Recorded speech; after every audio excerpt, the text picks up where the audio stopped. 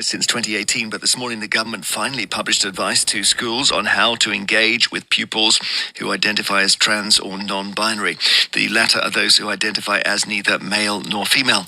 Maybe the key headline from this guidance is that teachers should tell parents if their child wishes to identify as transgender, unless there's a safeguarding reason not to. Teachers also won't be required to use a pupil's preferred pronouns, while schools have been told they should have single-sex spaces like toilets and changing rooms. The guidance comes from the Department for Education and is advisory rather than legally binding. It applies to England, but we know schools across the UK are grappling with all of these issues. And in a minute, we'll hear from our education editor to give us more details. This document just came out this morning, as I say. But if you're a teacher and you've got experience or worries about how this will work, we'd love to know. If you're a parent with strong views, get in touch. The email is vine@bbc.co.uk. Please include your phone number so we can call you back. You can also text us 88291, or you can WhatsApp us on the long number 08000 288 291. So, BBC Education Editor Branwen Jeffries, good afternoon. Hello there, Jeremy. It has been such a long time coming. We were both 5 years younger when they said they were going to bring this out very soon. We were, and of course, in all of the years in between, schools have been having to navigate these very complex and sensitive issues, holding in mind the whole school community, but also maybe the vulnerabilities of the individual children who they are dealing with in these circumstances. And the issue for teachers is primarily when a pupil, let's say John says he's now wants to be called Jennifer, when he says that and becomes she, I suppose two things. How does the teacher deal with it? Do they call that person a girl now a she? And do they tell the child's parents? So this guidance is very clear in making the distinction between the legal situation, and it draws a clear distinction between adults who can legally transition and children, and spells out in so many words that children's legal sex is always the same as their biological sex. So in that context, it says there's no duty for a school to allow a child to socially transition. By that, we mean dressing in a gender identity that is different from the biological sex on their birth certificate, being addressed by a different pronoun, he, she, being generally treated in the gender identity they wish to adopt. So no duty, because it is not a neutral act, says this guidance. That's come out of work done by the NHS. Parents should not be excluded from conversations around that and should, in fact, be involved right from the outset, except in exceptionally rare circumstances where the child might be at risk of harm if the parents were involved. It makes it very clear there's a difference in primary age children and older children. And on pronouns, whether you use he, she or they, it says primary age children should not have different pronouns to their sex-based ones, and that for older children, for schools and colleges, it would be exceptional for them to allow, or should be exceptional for them to allow, a different use of pronouns. So they say there should be very few occasions in which a school or college would agree to different pronouns being used. So that's about how a child presents at school and how they're treated at school. But as you say, there's lots in this about the practicalities, changing room, sports, residential trips, all those other things that parents might be concerned about. And do you think this is going to cause a row, a further argument about it?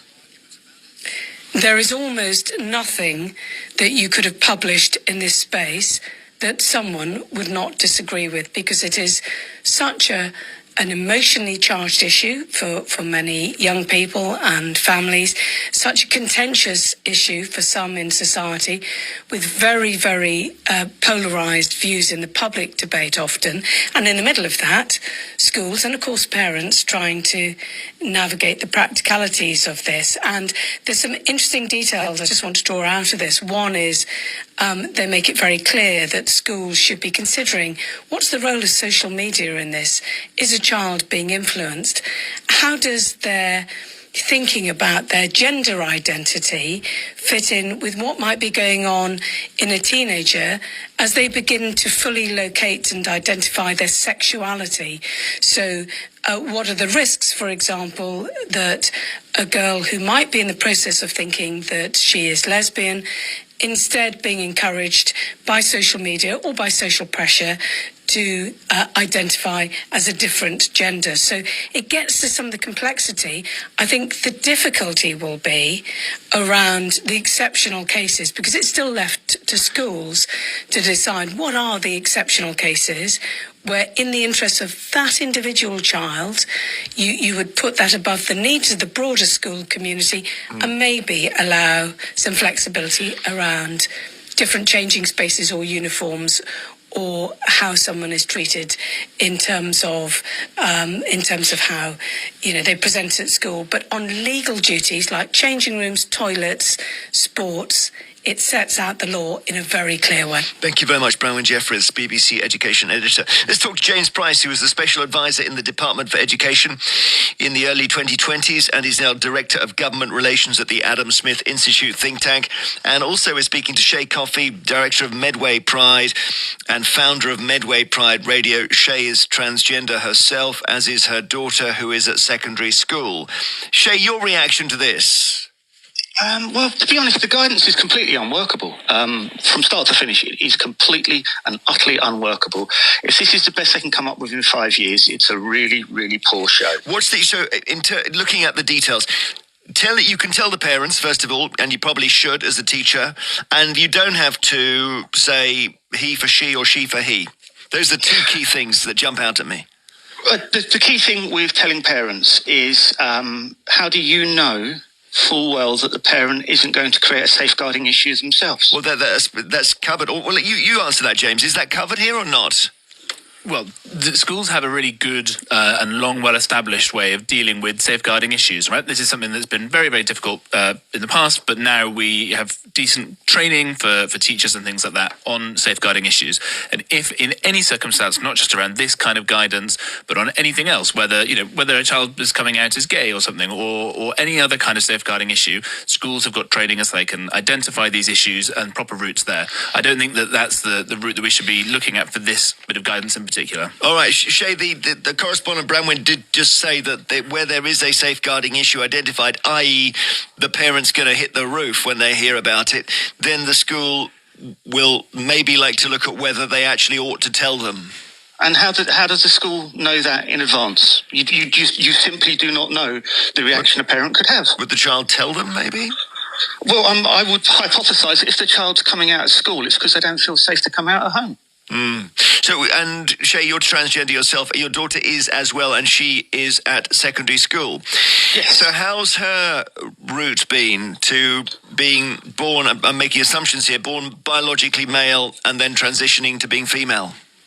My child's school has been incredibly supportive, but they take a more nuanced approach, which is what we're really talking about here, is that schools know the children, schools know the parents, some kind of blank, almost bludgeoning tool, which is what we've got here, saying this is how it should be done, won't fit every individual circumstance. And we are only talking about 1% of the population. So the schools are best placed to know already. If somebody says, James, to a teacher, look, I know that my name is Peter, but I want to be known as Petula, or any other name, a girl's name, do you think the teacher, out of respect, the teacher should say yes to that, shouldn't they, or not? Respect's a really interesting point, because often, in other aspects of life, respect is something that is earned.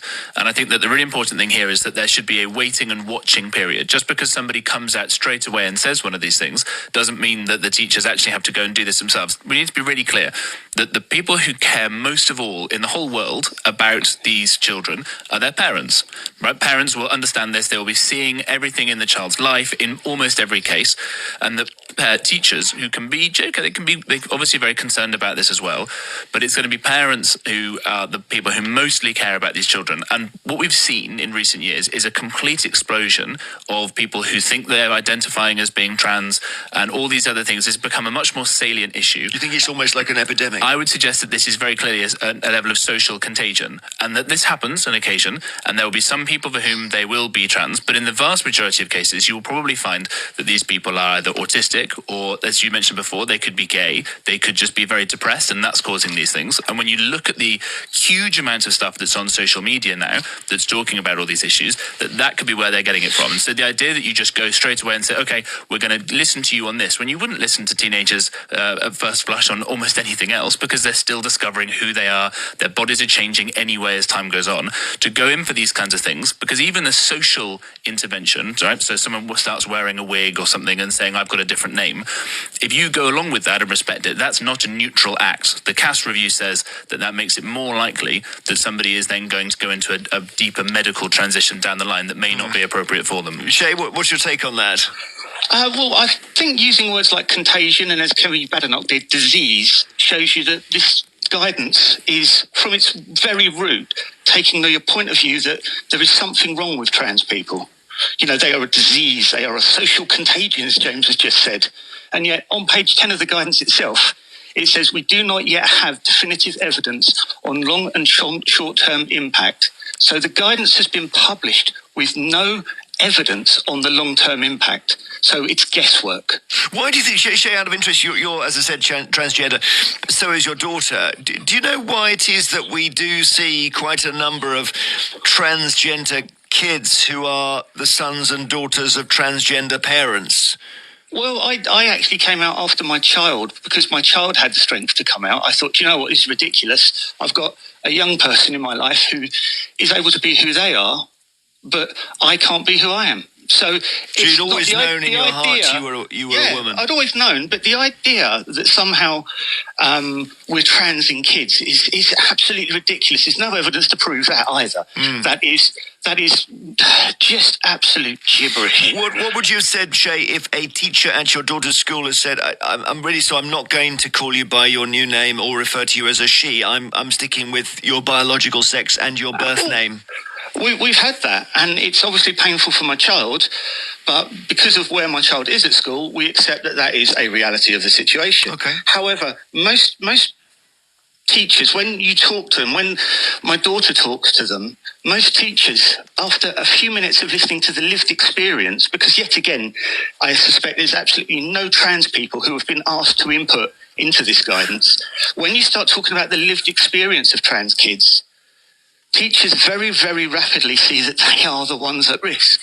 James, what do you think that no trans people are used in this guidance? Yeah, I mean, that's just absolutely not true. And one more thing that isn't true, and that your listeners will be smart enough to have picked up on this. I didn't call anybody a social contagion. That's not true at all. We're not about calling people's names. You used the word contagion. Yes, you used the word contagion. Yes, but I didn't call anybody What sort of contagion do you mean, then? A social contagion, as I said, that this is a fad that in some cases, and that people are as at risk of doing something very serious and extreme to themselves as they are from living in the wrong body and being called the wrong pronouns for a while.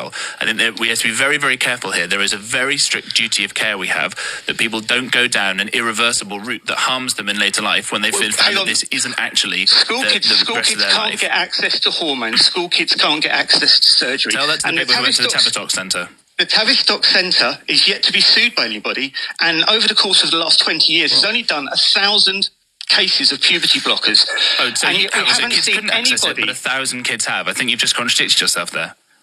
1,000 kids in the amount of people that they've seen is a very, very small amount. Well, I think 1,000. And where are the families suing? Well, I was just going to say, we can't write off 1,000 kids as that there may have been a mistake and it's only affected 1,000 people. We don't know. But Jason, that's the ones that use puberty blockers. Yeah, sure, but okay. That is a whole separate thing, isn't it? Because it's not. But James is making it sound like we can actually go to school and our kids will be somehow medically or physically transitioned by the use of puberty blockers or surgery or hormones, and we all know that is a complete misnomer, because that's not allowed for school kids. One thing that has been mentioned already is, and it might have been by James, is that we may now have, if you are a young boy let's say, and you believe you might be gay, you may, this is what I hear a lot, you misread that as believing you might be female. Yeah, and it's something that's pumped around by the LGB Alliance, which shares property with some of the think tanks that James has worked for. So you have to wonder in itself if that is not something that plays into this. There is absolutely no evidence. There is no evidence that we are transing the gay away. There's no evidence of that at all. Okay. James, one more for you. You were Special Advisor in the Department for Education from 2021 to 2022. We were promised this in 2018, and I'm assuming you're one of the people who said, whatever happens, don't put this out while I'm here, because it's a nightmare. It is a nightmare, but no, I think that we have to direct ourselves forthrightly at these kinds of problems. We can't be running away. Everybody knows. No, I agree, and it should have been done much more quickly. And you can see that there's bits of wrangling inside that no one will end up fully happy. I mean, I suppose that's politics to some extent, but we have to remember that there are an awful lot of very vulnerable people who are at risk here, and that what this guidance suggests is that if you have a period of waiting and watching and being careful about these kinds of things, and then if people are still very certain about it and they've gone and they've spoken to a doctor or to a therapist, then you can start doing some of these things. But when they're teenagers, bodies, raging with hormones, as I remember from my time as a teenager and you as yours, and all your listeners as well, it's a very complicated time. And when you have TikTok and things like that in front of you, pumping full of all this sort of scary stuff, I think that's a very dangerous place to be, and this guidance does the best to try and counter some of that. Thank you very much indeed. James Price, who was in the Department for Education, now is Director of Government at the Adam Smith Institute. And also, we were talking to Shay Coffey, who's Director of Medway Pride. Shay is transgender herself, as is her daughter. Here's Cher.